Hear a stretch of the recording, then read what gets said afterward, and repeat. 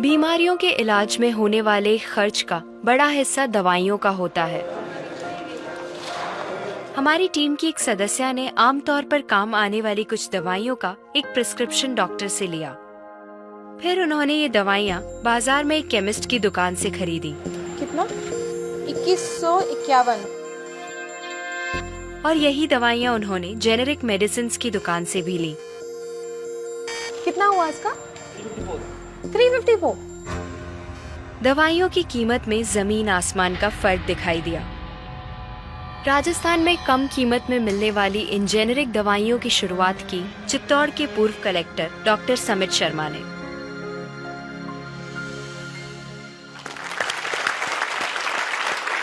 Doctor समित, मुझे बताइए कि ये कैसा मुमकिन है कि हमारी जो कॉरेस्पॉन्डेंट थी वो वही दवाइयाँ उन्होंने 2000 कीमत में उनको मिली एक दुकान में, और जो जेनेरिक मेडिसिन है उस दुकान में जब गई तो उनको कम में मिली, 300 में मिली। ये कैसे मुमकिन है? ठीक इसी समय प्रतिक्षण प्रतिपल एक ट्रेजेडी हमारे चारों ओर घट रही है। अर्थक्वेक की या कोई सुनामी की बात करें, उसमें जितने लोगों की जानें एक दिन में जाती हैं, उससे ज्यादा जानें प्रतिदिन इस ट्रेजेडी की वजह से जाती है। वो क्या ट्रेजेडी है? वो ट्रेजेडी ये है साहब कि जो दवाइयों की जो वास्तविक कीमत है वो तो बहुत ही कम है, पर जो दवाइयाँ हम जब बाजार से खरीद के लाते हैं तो हमें वो 5 गुना, 10 गुना, 20 गुना, कई बार तो 50 गुना से भी ज्यादा दामों पे हम उसको खरीदते हैं। जैसे हम भारत में अगर देखें कि 40 करोड़ से ज्यादा लोग ऐसे हैं जो अपने लिए 2 वक्त की रोटी नहीं जुटा पाते, तो क्या वो उस दवा को खरीद सकते हैं? बहुत सारे लोगों को इस वजह से दवाई नहीं मिल रही। यस, WHO कहता है कि स्वतंत्रता के 65 वर्ष पश्चात आज भी 65% of the Indian population lacks regular access to essential medicine. जो मेन दवाई हैं, जो आवश्यक दवाइयां हैं, वो उन तक नहीं पहुंच पाती रकम की वजह से। मुझे बताइए कि ये जो जेनेरिक मेडिसिन जो हम कहते हैं, अभी ये अंग्रेजी का शब्द है, इसको हिंदी में कैसे समझाएं? मैं आपको बहुत सरल भाषा में बताता हूँ। हाँ। तो ये जेनेरिक नाम जो दवा का जो मूल सॉल्ट है, जो इसके अंदर जो दवा है उसका नाम है, केमिकल नाम, उसका केमिकल नाम है। अब जैसे और उदाहरण अगर सरल करके बताएं इसको, तो जैसे ये लड़की दुबली पतली सी नजर आती है, तो मैं अगर डॉक्टर हूं तो मैं इसको ये कहूं 1 गिलास दूध सुबह 1 गिलास शाम को पिया कर। पर चिकित्सा के व्यवसाय में दुर्भाग्य से हमारे देश में ऐसा नहीं हो रहा। हम ये नहीं कहते कि आप भैंस का दूध लेके आइए, हम कहते हैं कि वो रामू की भैंस का दूध लेके आना। यही ब्रांडिंग है। ये जब उसकी दुकान पे जाती है वो कहता है 500 रुपए लीटर है, लेना है कि नहीं लेना। तो जो 30 रुपए की चीज है वो 500 रुपए में मिलती है। तो अगर मैं डायबिटीज की दवा ले रहा हूं और अगर मैं ब्रांडेड दवा लेता हूं तो मुझे कितने की पड़ेगी?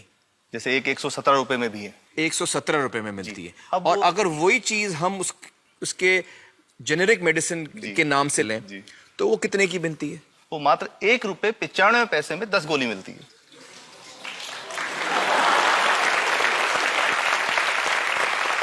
और दोनों गोलियों में कोई फर्क नहीं है किसी किस्म का? 100% समान, क्योंकि इसकी उत्पादन लागत ही इतनी है। उसका manufacturing, packaging, transport, retail margin, जो उसके मार्जिन जो हैं, जो हमारे ज्यादा वो सब मिला करके उतने की ही पड़ती है। कुछ कैंसर के मैं आपको उदाहरण दूंगा, उसमें एक ही दवा जो ब्लड कैंसर के काम में आती है, बाजार में 1.25 लाख रुपए का एक पैकेट मिलता है। 1.25 लाख का एक पैकेट जो 1 महीने चलता है। और जेनरिक में वही दवा जेनरिक में अलग अलग कंपनीज जो बनाती हैं, एक 10,200 में बेचती है, एक 8,800 में बेचती है और एक 6,500 में बेचती है। मतलब ये आपका ये कहना है कि आपके ये प्रयास से इतने कम में राजस्थान में पब्लिक को, आवाम को ये दवाएं पहुंचा रहे हैं आप इस वक्त? जी, क्या बात है। मेरा ये सवाल है कि डॉक्टर्स जो हैं वो हमारे पर्ची पर जेनेरिक नाम क्यों नहीं लिख के देते? क्यों लिखते हैं वो ब्रांडेड? जाने नहीं देंगे बाहर फिर? नहीं, सब जाने देंगे। जब एक नया मेडिकल प्रैक्टिशनर जब प्रैक्टिस शुरू करता है तो उसके पास जो कंपनी के जो मेडिकल रिप्रेजेंटेटिव्स होते हैं, सेल्स बढ़ाने का उनका काम होता है, मार्केटिंग प्रिंसिपल के हिसाब से सेल्स एजेंट होते हैं बेसिकली। फिर वो कहते हैं साहब आप हमारी जो दवा है यही लिखना, ये बहुत बेहतर दवा है, इससे मरीज ठीक होगा। और उनको डॉक्टर्स को लिखने के लिए उनको प्रेशराइज किया जाता है, उनको टेम्प्ट किया जाता है।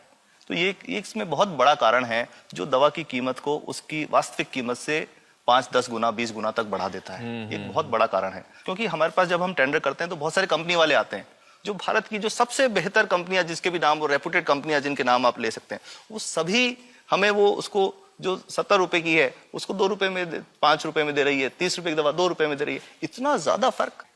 तो कंपनी तो दे सकती है और देना चाहती है और हमें देती भी है इतनी कम दामों में, हमें दे रही है ना, ये संभव तो है। अच्छा, मैं आपको बताऊंगा कि भारत से हम लगभग 45,000 करोड़ रुपए की जेनरिक दवाइयां प्रतिवर्ष विदेशों को निर्यात करते हैं। आप भेजते हैं दुनिया भर में जेनरिक, ये जो सस्ती दवाएं हैं आप विश्व भर में भेजते हैं, विश्व और भर में हमारे भेजते लोगों को हैं। नहीं मिल हमारे देश में महंगी है, हमारे देश में महंगी है, और अगर ऐसा है तो हमें कोई ईस्ट इंडिया कंपनी की जरूरत नहीं, हम वापस उसी दिशा में जा रहे हैं। आपने जब ये शुरू किया तो आपको कोई रेजिस्टेंस फेस करना पड़ा राजस्थान में? देखिए, जो प्रयास हम कर रहे हैं ये बेसिकली धारा के विपरीत बहने का एक प्रयास है जी। काफी थ्रेट्स भी हैं, क्योंकि इसमें माफियाज भी हैं, ड्रग माफियाज जो ऑपरेट करते हैं, और हम हमेशा ये बात कहते हैं कि हम 100 साल से भी पुरानी शोषण की व्यवस्था को बदलना चाहते हैं, पर हमने हमेशा डॉक्टर्स को दोषी नहीं माना। जी, जी। सारे डॉक्टर्स बुरे नहीं है, 50-60% तो जेन्युइनली वो चाहेंगे कि गरीबों को कम कीमत पे दवा मिल जाए, वो चाहेंगे। और आज भी ऐसे डॉक्टर्स हैं जो अपने घर से सैंपल्स ला करके अपने जेब से पैसे निकाल के मरीज का इलाज कराते हैं, ऐसे डॉक्टर्स आज भी हैं। बिल्कुल सही। तो मैं इनको एक उदाहरण भी बताता हूँ कि कैसे हमारे जो काम वाली थी उसका बच्चा था छोटा, इंसिडेंटली हम कोई समय छुट्टी मनाने कोई बाहर गए, जब हम लौट के आए 10-12 दिन बाद, तो वो लक्ष्मी के साथ उसका छोटा जो बेटा था राजू, वो भी उसके साथ आता था जब, और मेरे बच्चों के साथ खेलता था, मेरे बेटे के साथ खेलता था। तो वो लक्ष्मी अकेली ही आई, राजू नहीं आया। तो हमने पूछा कि क्या हुआ, तो उसने जो बात बताई कि साहब वो उसको, आप गए थे, उल्टी दस्त हो गया था। उल्टी दस्त की बीमारी के लिए वो जब दवा लेने गई तो केमिस्ट ने उसको कहा कि इसके तो 400 रुपये लगेंगे। तो उसने कहा साहब मैंने खूब मांगा, मेरे पास 400 रुपये मुझे नहीं थे, और मेरा बच्चा रात को ही उसको दस्त आते रहे, वो खत्म हो गया। और मैं आपको ये कहना चाहता हूँ कि वो जो दवा लिखी थी कि वास्तव कीमत 1.5-2 रुपये ही है, तो वो बच्चे की जान बच सकती थी। 65 वर्ष के बाद भी अगर कोई बच्चा उल्टी दस्त से मर जाए तो मैं नहीं समझता इससे शर्मनाक बात कोई हम लोगों के लिए हो सकती है।